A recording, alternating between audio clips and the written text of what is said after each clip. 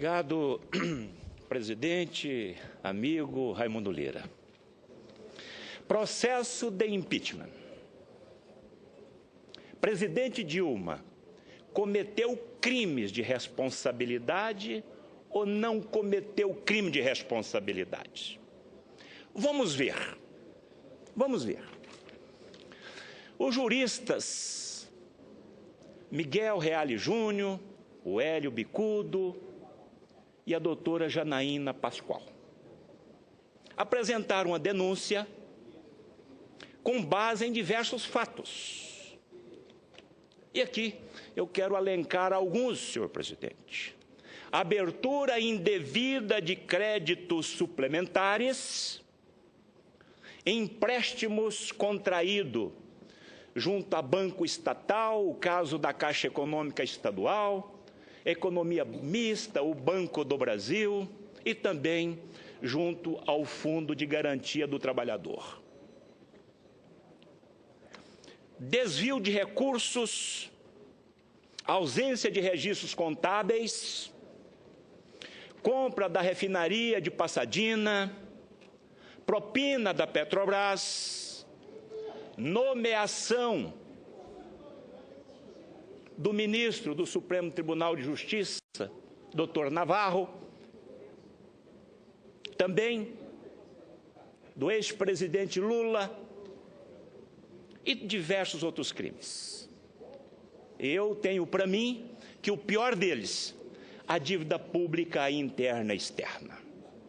Neste governo do Lula e da Dilma, foram gastos mais de 3 trilhões de reais. E o ano passado pagamos mais de 501 bilhões de reais desses juros.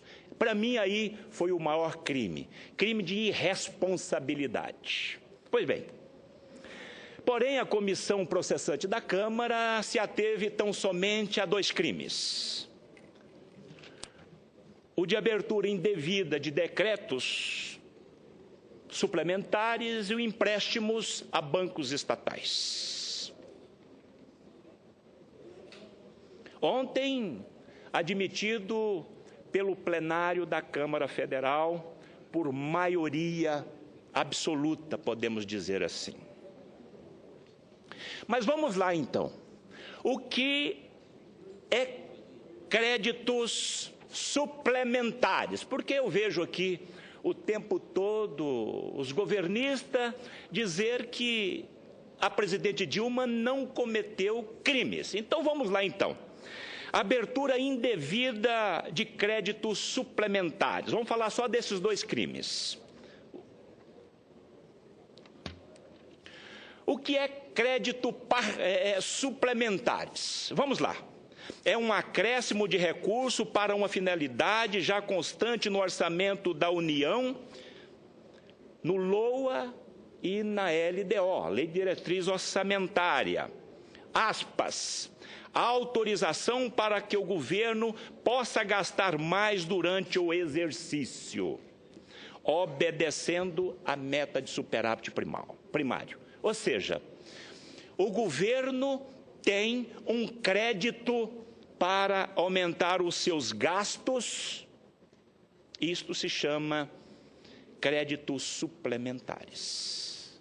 Agora, para isto, o governo tem que obedecer à meta de resultado primário ou de superávit primário. E o que é superávit primário? Superávit primário é receita e despesa. O governo arrecada X e gasta Y.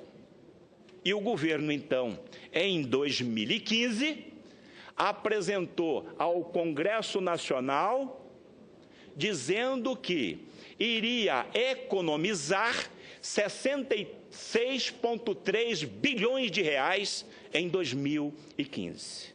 Como superávit primário, ou seja, o governo disse que iria economizar em 2015 66,3 bilhões de reais. E, na verdade, chegou-se o final do ano com um déficit primário de 111,2 bilhões de reais. Ou seja, o governo disse que ia economizar 66 e, na verdade, ele gastou 112 bilhões de reais. Pois bem, em cumprimento à legislação, o governo fez um compromisso com o Congresso Nacional e com o povo. Repito, dizendo que iria economizar e, na verdade, não economizou. E a presidente Dilma sabia que a meta de superávit primário, ou seja, o que ela disse que iria economizar para 2015, ela não economizou. E ela sabia disto. Mesmo assim, editou vários decretos de suplementos, de créditos suplementares. Vários. Em 2014, 7. Em 2015, 6 créditos. E aí, vamos lá. O que diz a legislação? Vamos ver se realmente a presidente Dilma cometeu crime em editar decretos de créditos suplementares ou não. Vamos ver a legislação, então. A nossa Constituição Federal, no artigo 167, inciso 5, diz: são vedados, capte, são vedados, inciso 5, a abertura de créditos suplementares ou especial sem prévia autorização legislativa e sem indicação dos recursos correspondentes. A lei de crimes, presidente, crimes de responsabilidade, a lei 1079 de 1950. O que diz no seu artigo 10, item 4 e 6, e no seu artigo 11, item 2. Vamos ver o que a lei de crimes de responsabilidade diz. No seu artigo 10. São crimes de responsabilidade contra a lei orçamentária, 2 pontos. Inciso 4. Infringir patentemente e de qualquer modo dispositivo da lei orçamentária. Inciso 6 do mesmo artigo 10. Ordenar ou autorizar a abertura de créditos em desacordo com os limites estabelecidos pelo Senado Federal, sem fundamento na lei orçamentária ou crédito adicional ou com inobservância de prescrição legal. E o artigo 11 da mesma lei de crimes de responsabilidade fiscal diz: são crimes contra a guarda e legal emprego dos dinheiros públicos. Inciso 2. Abrir crédito sem fundamento em lei ou sem as formalidades legais. Ou seja, a presidente Dilma sabia que não iria ter superávit primário. Ela sabia. Mesmo assim, em julho e agosto de 2015, ela então editou vários decretos de créditos suplementares. E a lei é extremamente insofismável, ela é clara.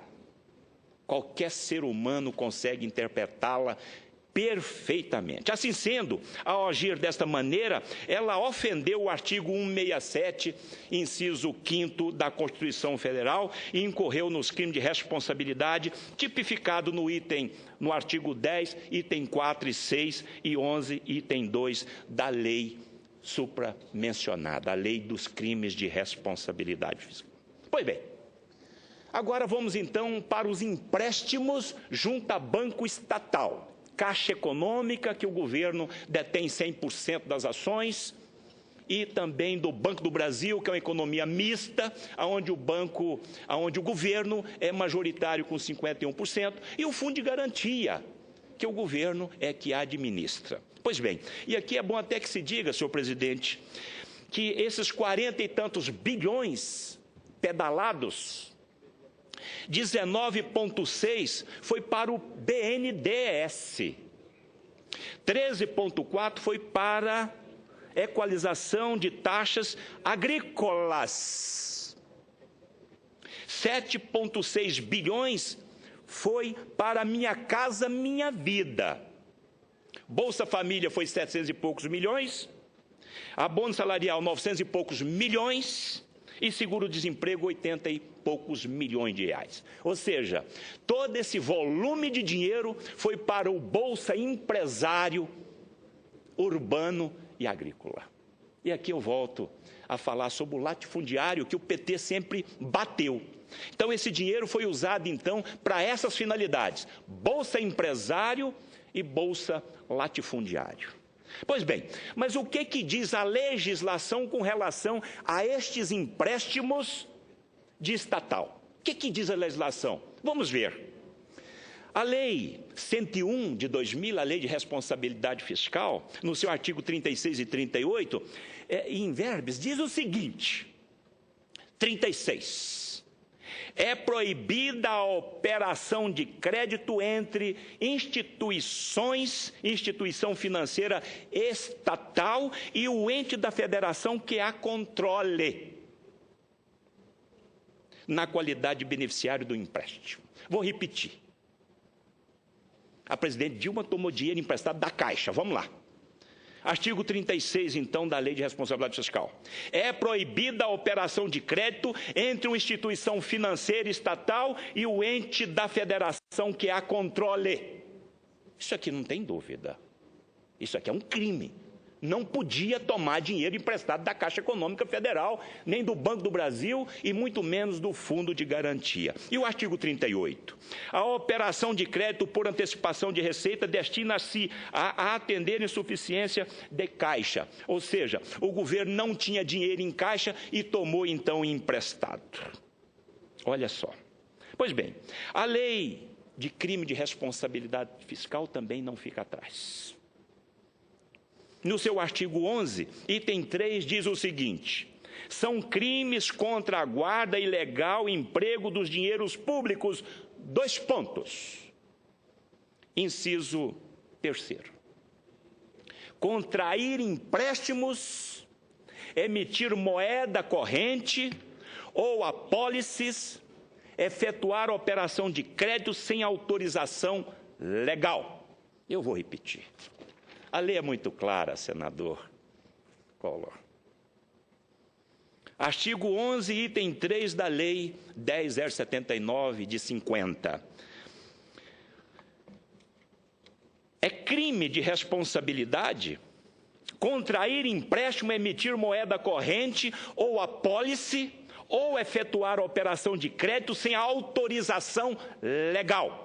Ou seja, o governo federal não tinha autorização do Congresso Nacional para fazer esses empréstimos. Não tinha.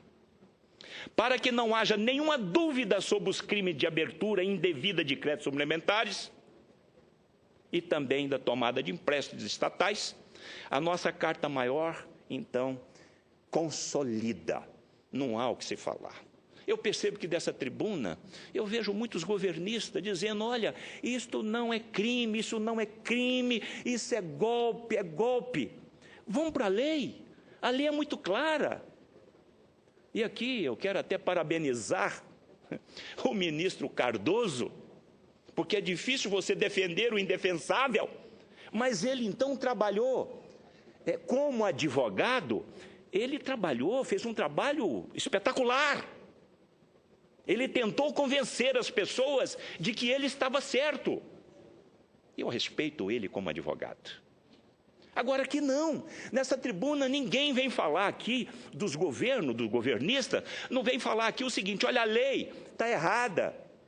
Hoje então aqui eu só escutei discurso dizendo o seguinte, que os votos na Câmara Federal ontem foi uma barbaridade. Isso o povo não quer saber. Mostra para o povo, convença o povo, convença nós senadores de que não houve crime. Mostra para nós que esse governo tem competência para mudar toda essa balbúrdia que eles fizeram na nossa economia. Mas eles não têm condições nem para fazer isto.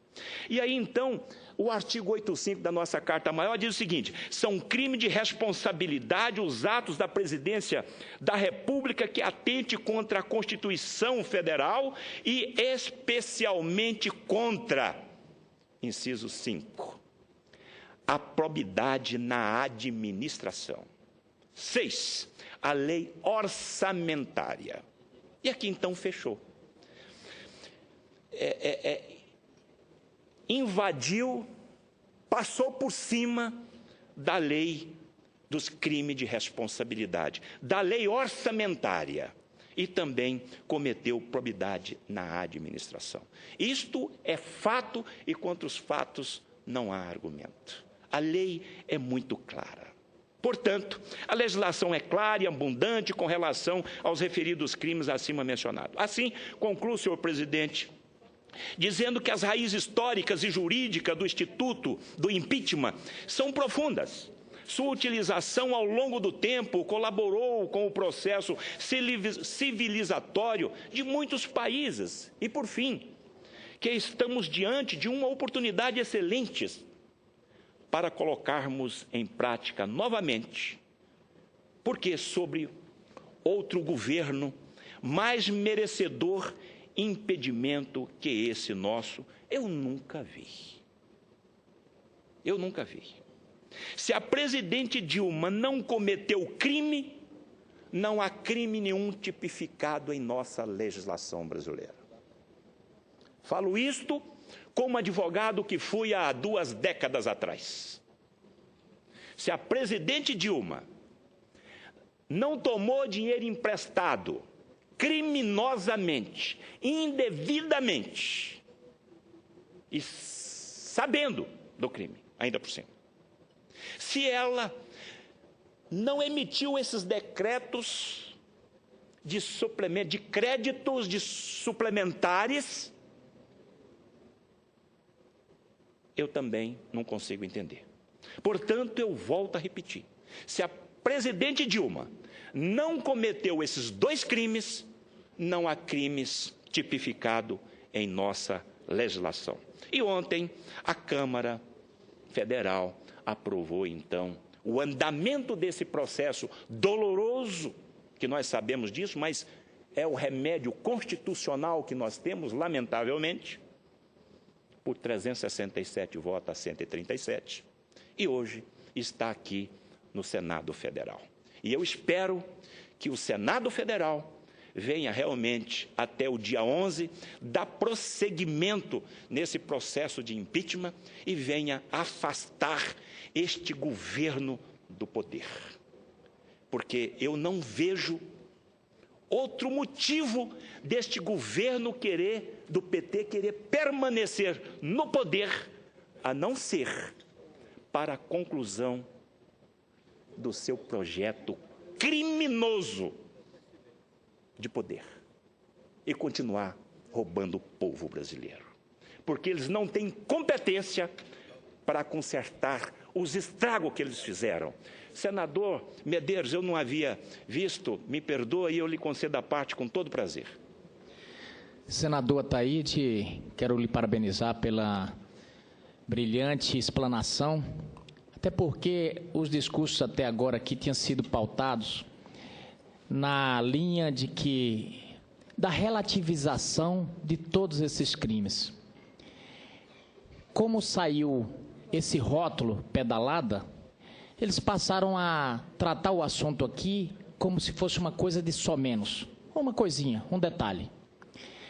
Os decretos de suplementação da mesma forma. E vem Vossa Excelência e faz essa brilhante explanação de forma técnica, de forma jurídica, mostrando ao povo brasileiro, com conhecimento que Vossa Excelência tem na área contábil, de forma clara, de forma detalhada e desconstruindo de uma vez por todas, derretendo a argumentação da zaga do governo que tem feito aqui no Senado um debate. Eu não gostaria de falar a palavra mentirosa, então eu vou dizer que eles faltaram com a verdade aqui nesse discurso o tempo inteiro, mostrando como uma realidade diferente da que é, porque a grande verdade ficou pautada agora, porque Vossa Excelência traz, mostrando artigo por artigo e demolindo cada um desses argumentos. Gostaria de parabenizar por isso, porque nós temos que fazer isso aqui. Para cada mentira, nós temos que contar uma verdade, ou duas. E é fazendo esse contraponto que nós vamos estar fazendo a representação daqueles brasileiros que não concordam com o que está sendo dito pelo quarteto de zaga do governo todos os dias aqui no Senado. Muito obrigado. Obrigado, senador José Medeiros. Estou concluindo, senhor presidente. Mas vamos olhar a coisa prática. Imagina, então, se o governo federal tem autonomia, se ele pode ir até a Caixa Econômica e pegar R$1 bilhão, 10 bilhões de reais. Vamos ser bastante prático. Evidentemente que não, porque ele é gestor daquele fundo, ele não pode meter a mão naquilo, a lei é muito clara. Se o governo tivesse ido num banco privado, como nós empresários fazemos quando nós precisamos de crédito, nós precisamos de dinheiro, né, presidente Raimundo Lira? Se o governo tivesse ido numa instituição privada e ter contraído um empréstimo, ele não teria cometido um crime. Agora, ir num banco, onde ele é o gestor, onde ele é o responsável por aquela instituição, isso é crime. E aí eu pergunto, por que o PT quer continuar no poder? Para resgatar a credibilidade? Não. O governo é indecente. O governo do PT é indecente. Ele quer permanecer no poder para resgatar a nossa economia? Não. Esse governo é incompetente, já está provado. Resgatar a moral do povo brasileiro? Também não. Não tem ética. Esse governo não tem moral. PT, para mim, ele só quer permanecer no poder para continuar o seu projeto criminoso. Muito obrigado, senhor presidente.